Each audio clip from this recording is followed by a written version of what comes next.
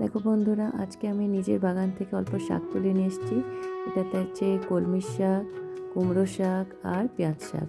আজ আমি একটা শাক বানাবো, সাথে বানাবো চিকেন কারি।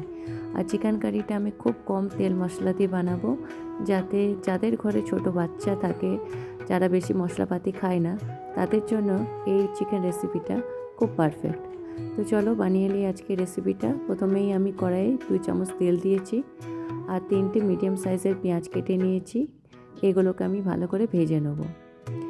এগুলোকে ভাজা হওয়ার পর আমি একটা মিডিয়াম সাইজের টমেটো কেটে এটাতে অ্যাড করে দেবো, সাথে হাফ ক্যাপসিকামও এটাতে এইভাবে ছোট ছোট করে কেটে এটাতে অ্যাড করে দেবো। আমি ঢাকা দিয়ে দেবো। ঢাকা দেওয়ার পর দেখবো কি এই টমেটোগুলো খুব তাড়াতাড়ি সফট হয়ে যায়, সেগুলোকে একটু স্ম্যাশ করে নেব আর এইভাবে এগুলোকে ভেজে নেব। এরপর তোমরা দেখতে পাচ্ছ পেঁয়াজ, টমেটো, ক্যাপসিকামগুলো আমার ভালো করে ভাজা হয়ে গেছে। এরপর আমি এটাতে আদা রসুন পেস্ট অ্যাড করে দিচ্ছি, সাথে অল্প জল অ্যাড করে দেবো। এরপর আমি হাফ চামচ চিকেন মশলা অ্যাড করছি আর 1 চামচ গরম মশলা। আর আমি কোনো মশলা এটাতে অ্যাড করব না। এরপর আমি 1 চামচ হলুদ গুঁড়ো অ্যাড করছি আর নুন অ্যাড করছি স্বাদ মতো। এটাতে তোমরা যদি চাইলে লঙ্কা অ্যাড করতে পারো, কিন্তু আমার বাচ্চা ঝাল খায় না বলে এটাতে আমি লঙ্কা দিচ্ছি না। এরপর মশলাগুলোকে আমি খুব ভালো করে কষিয়ে নেব।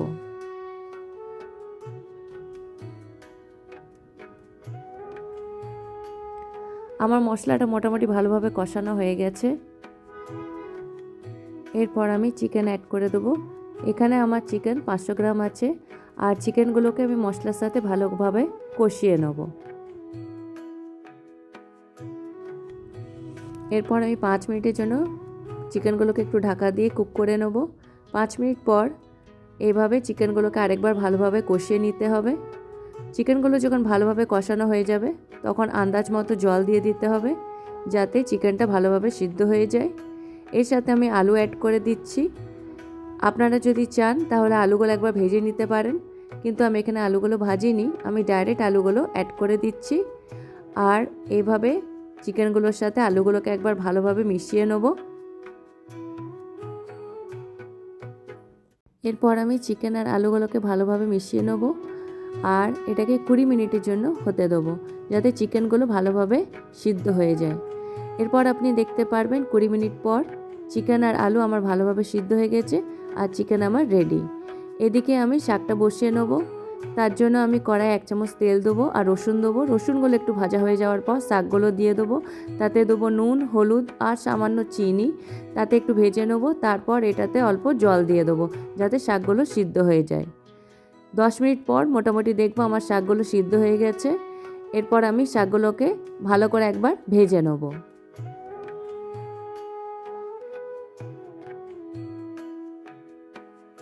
তাহলে আপনারা দেখতে পাচ্ছেন আমার শাক ভাজাটা হয়ে গেছে। তাহলে বন্ধুরা, আজকের এই ভিডিওটা আপনাদের কেমন লাগলো এটা অবশ্যই আমাকে জানাবেন। আর আমার ভিডিওটা পছন্দ হলে এটাকে লাইক করে দেবেন, এটাকে শেয়ার করবেন আর আমার চ্যানেলটাকে অবশ্যই সাবস্ক্রাইব করবেন। Thank you.